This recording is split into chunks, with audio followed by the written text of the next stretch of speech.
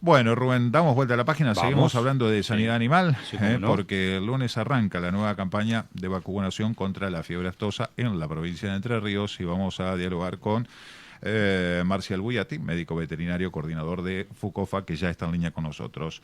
Marcial, muy buenos días. Andrés Yotagua, Rubén Escoves, los saludan por acá. ¿Cómo está usted? Hola, buenos días. ¿Cómo están, Buen día. Andrés? ¿Cómo está Rubén? Muy bien, Buen día. gracias a Dios. Bueno, arranca este lunes la campaña. ¿Qué animales se van a vacunar y cómo es el operativo? Cuéntenos.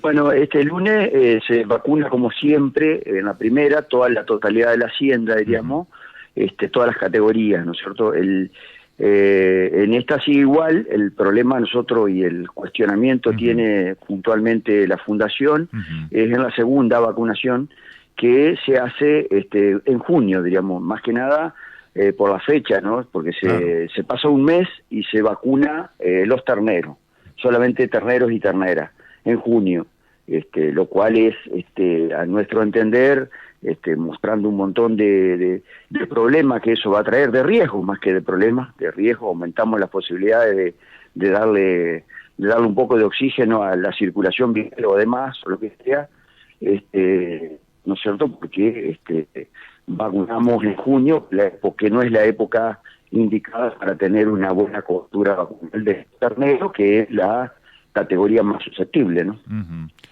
Para traerle un poco de información a la gente, ¿cuándo comienza la segunda campaña habitualmente?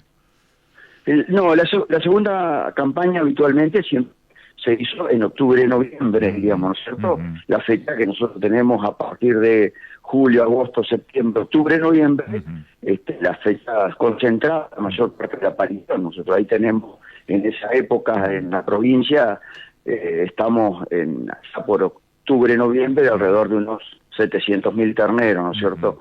Ahí aumentando hasta marzo, ¿no?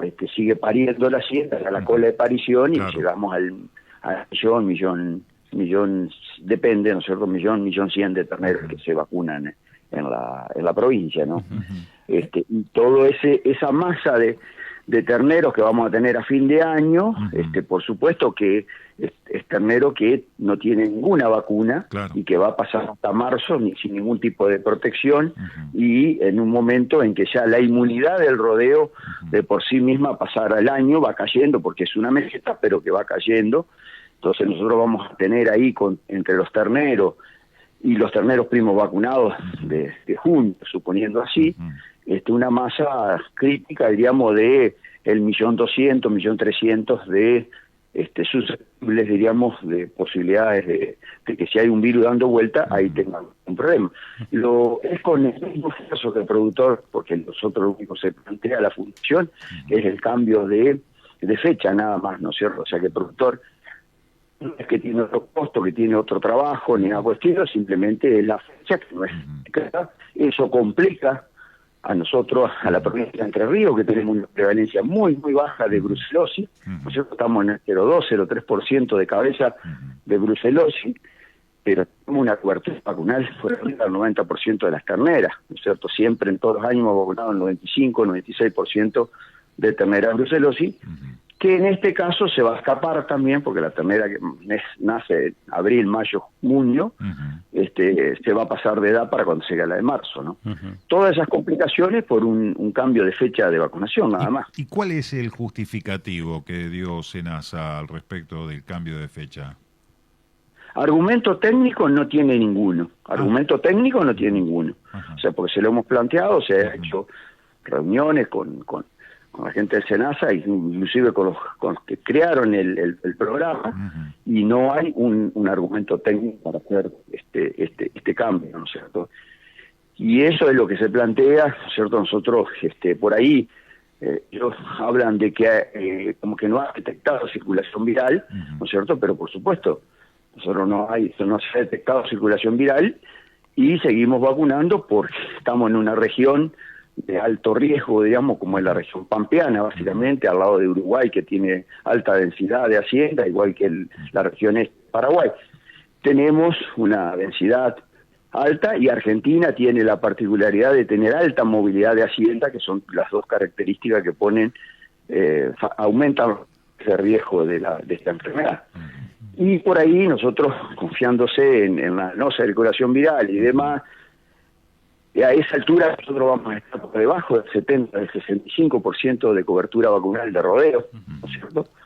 Y nosotros tenemos que estar, cualquiera, más que nada en Astosa, por arriba del 90% de cobertura vacunal para tener poco riesgo, ¿no? Exacto. Marcial, bueno, y el control que se hace respecto al tema de la vacunación, ¿hay algún sector, un porcentaje que queda sin vacunar? Y esto tal vez por la responsabilidad de los mismos productores. ¿Cómo se hace ese control, ese análisis? Y yo creo que hoy por hoy, no digo el 100%, pero muy cercano a eso se vacuna, ¿no es cierto? Aparte porque sí, en eso sí, el SENASA tiene un sistema de control de stock, que el productor cuando tiene que mover, ¿no es cierto? Estamos hablando de la movilización documentada, no de la indocumentada. Existe un programa en el que sí le va restando a la hacienda que vende lo que compra y demás, y tiene que tener una relación. Y algo queda, por supuesto, inclusive en algunos campos complicados, más que nada los productores complicados por ahí para juntar y demás, porque siempre los campos complicados están muchas veces en relación con productores complicados, nos pasa con garrapata. Pero la cobertura, nosotros estamos por arriba del, no sé el número exacto, pero alrededor del 98-99% de cobertura vacunal, generalmente en la provincia, ¿no es cierto? No estamos, eso nos da una garantía, más que nada con una buena vacuna como es la oleosa, ¿no es cierto? Una garantía de una buena protección, una buena inmunidad de rodeo.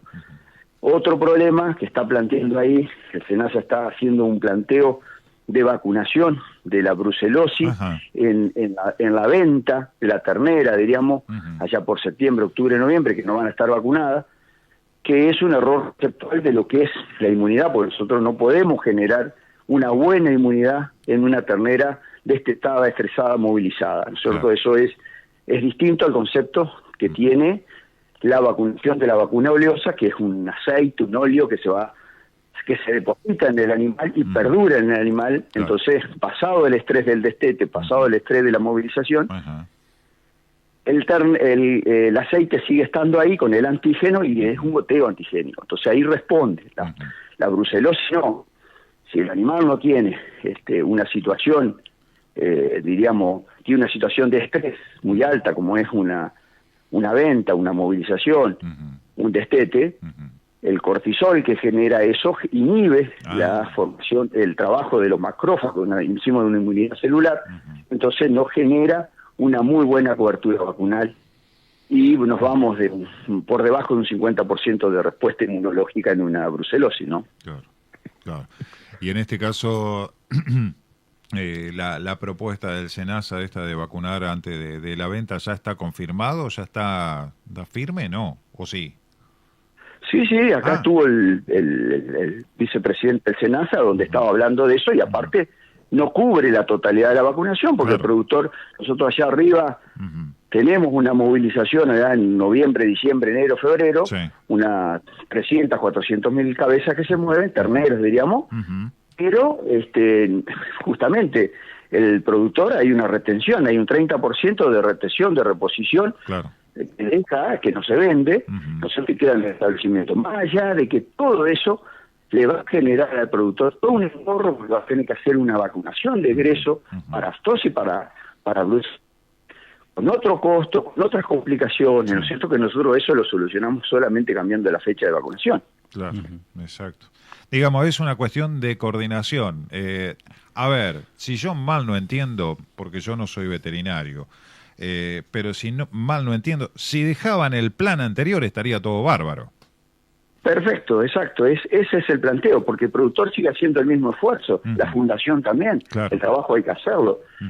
Lo que pasa es que no basta vacunar, es un proceso para obtener, el objetivo es la inmunidad. Entonces no es vacunar solamente, no basta con vacunar, hay que determinar cuándo, qué categoría, cómo, todo eso tiene un valor. Nosotros vacunar una ternera que la estamos destetando, sí la vamos a vacunar, pero no vamos a tener la respuesta inmunológica que vamos a tener con una ternera que se vacuna en las condiciones adecuadas, ¿no es cierto?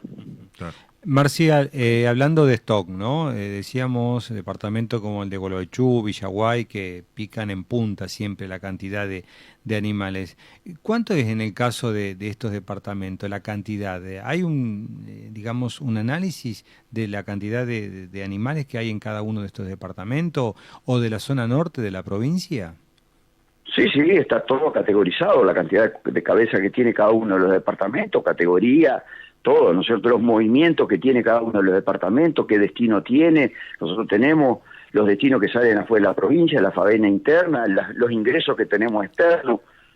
Todos esos números están, por supuesto, estudiados, manejados, controlados, ¿no es cierto? Al menos los tenemos siempre presentes para analizar cualquier plan sanitario. Estamos en eso, tenemos que tener siempre presente qué cantidad de hacienda entra, ¿no es cierto? Entran unas 300.000 cabezas desde afuera, la provincia, salen unas 760.000 cabezas afuera, se faenan unas 450.000 en la provincia, o sea, sabemos, se mueve 1 millón de terneros aproximadamente,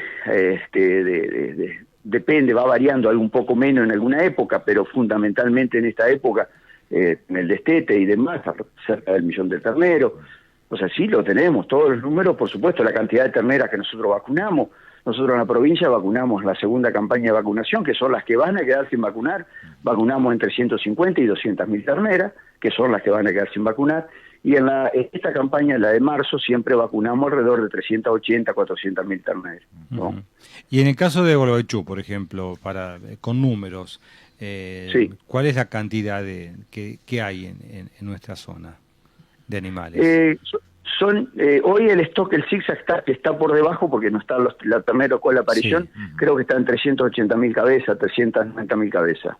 Nosotros después está alrededor de las 400.000, igual que Gualeguay y Villaguay, que estamos siempre alrededor de esa cantidad. Exacto.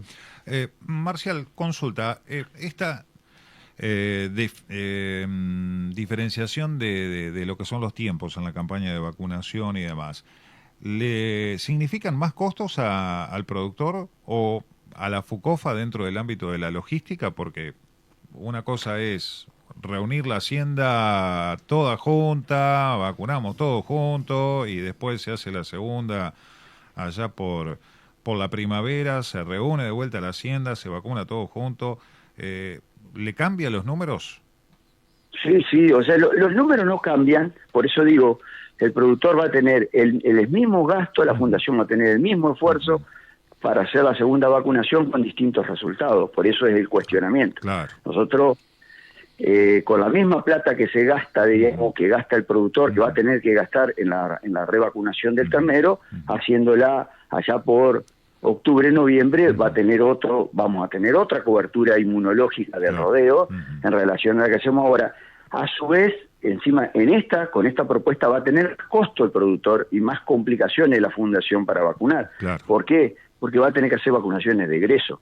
El productor allá, cuando quiera vender su ternero cabeza de destete en diciembre, enero, febrero, va a tener que pedir una revacunación, claro, que tiene otro costo operativo y que tiene otro engorro, porque el productor va a tener que juntar, vacunar, después recién va a poder hacer va a poder movilizar, claro, ¿no es cierto? Entonces, tenemos un montón de complicaciones. Y yo creo que el argumento realmente del SENASA muchas veces es apostar a que no haya actividad viral, pero ese no es el objetivo. Nosotros hacemos sanidad para prevenir posibles eventos, ¿no es cierto?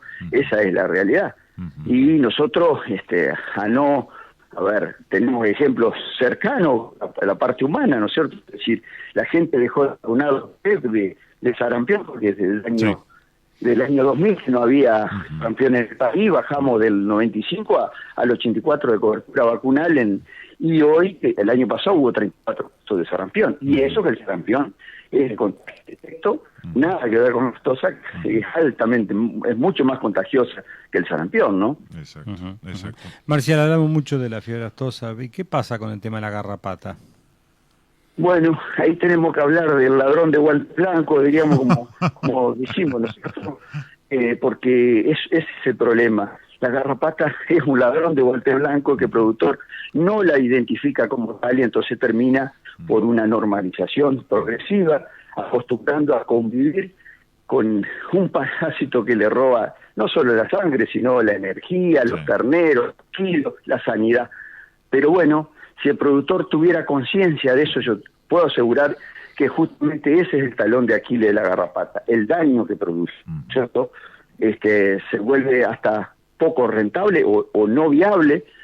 No digo hoy porque los precios son muy buenos, pero cambian sustancialmente los números, ¿no es cierto? Cuando un parásito como ese aumenta las mortandades, disminuye la cantidad de terneros, produce muchos menos kilos, o sea, 20, 30, depende, ¿no es cierto? Sí. Es mucha plata. Hoy son más de 200.000 pesos por cabeza convivir con garrapata, ¿no? Claro. ¿Y cuál es el tratamiento más efectivo? Si hay algún por ahí productor que nos está escuchando que dice, no, pero vamos a ir así, ¿cuál sería el tratamiento más efectivo? Porque se ha hablado mucho de los tratamientos, de las aplicaciones y demás. El problema de la garrapata, el tratamiento empieza en la cabeza del productor. Ajá. Nosotros, cuando aparece un campo con garrapata, la primera charla que tenemos al productor, nosotros sabemos si el campo se va a limpiar o no. Ajá. ¿No es cierto? Así de fácil. Así de fácil. Nosotros sabemos, no hay campo que no se pueda limpiar. Ajá. Y esta lucha, en realidad, el 80% está en manos del productor, ¿no es cierto? Porque nosotros llegamos a la garrapata a través del productor. Claro. Cuando el productor no hace lo que tiene que hacer, nosotros es imposible que podamos limpiar un campo. Claro. Pero las cuestiones técnicas para limpiar un campo se limpian. Nosotros en Villaguay tuvimos 112 campos con garrapata y del año pasado a esta fecha tenemos 100 campos menos con garrapata. O sea, se limpian, se pueden limpiar. El tema es la actitud. Nosotros hay que trabajar mucho con los medios, con ustedes y demás, para fundamentalmente difundir y concientizar al productor de lo que se trata en la garrapata, ¿no es cierto? Esa es la herramienta fundamental. Si nosotros sabemos que el tratamiento empieza en la cabeza del productor y no en el campo, sabemos que hay que trabajar mucho en eso, ¿no es cierto? Ahí está, nosotros es así, o sea, el medio condiciona el pensamiento condiciona la acción y la acción condiciona el resultado. Eso es así, ¿no es cierto? Entonces, cuando uno tiene un medio en el que está dispuesto a luchar contra la garrapata, eso va relativamente fácil. Por supuesto que no es tan fácil, hay que hacer las cosas bien, pasar de una ganadería tradicional a una ganadería de precisión en cuanto a la fecha de tratamiento, a la dosis indicada, el producto indicado.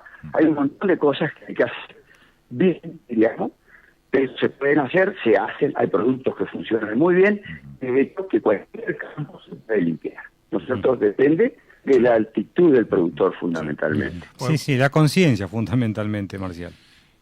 ¿Cómo? La conciencia del productor. De la conciencia, por eso hay que trabajar ahí, ¿no es cierto?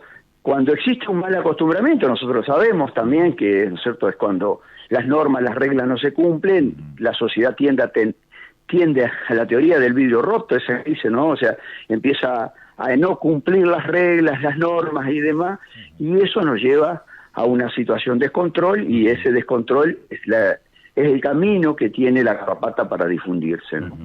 Pues lo que pasa es que también muchas veces se ha demonizado al productor con garrapata, entonces el productor dice, no, yo más vale no digo nada, me quedo en el molde y que pase. Por eso digo, hay que informarlo, concientizarlo al productor. Nosotros también entendemos, el productor se le encuentra garrapata, tiene una angustia, una reacción adversa en un principio, ¿no es cierto?, por supuesto, y tenemos que entender esa situación, y a veces nosotros tiene el productor un problema de garrapata, otro día le mandamos al paratécnico que tiene que juntar, hay que hablarlo, hay que hacerle entender que se puede controlar y que que el productor es el costo-beneficio. Nosotros va a gastar 40, 50 mil pesos por cabeza un año para ahorrarse la pérdida de 200, 250 mil pesos por cabeza todos los años, ¿no? Sí. Además, hacerle entender al productor, Marcial, de que si tiene garrapata parte de su vacuno, no es una culpabilidad hacia él, ¿no? O sea, tiene que enfrentar la situación. No, por supuesto, nosotros sabemos el 90%, 95% de los productores que tienen garrapata la tienen inclusive sin saber, ¿no es cierto? Pero sí es cierto que la garrapata se traslada con los animales, pero fundamentalmente con productores o comercializadores que no son lo más honestos y por ahí evaden los controles sanitarios. Claro.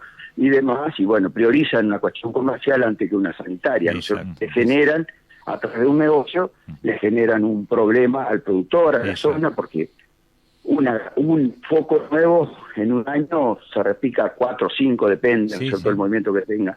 Es muy, muy alto, y ahí sé que en el sur, por ejemplo, se hace muy buen trabajo ahí de los controles de ingreso, y eso ha evitado más de 900 focos en la zona. Entonces eso es muy valioso. Si imagínense 900 focos en la zona, hoy estaría todo el sur con garrapata, y gracias en realidad al trabajo y el esfuerzo que hacen ahí los colegas que están en el sur y los paratécnicos que revisan muy muy bien y han devuelto todos los años un montón de tropa, y eso ha evitado de que hoy todo lo que es Gualeguay, Gualeguaychú, estén libres de garrapata, ¿no? Exactamente.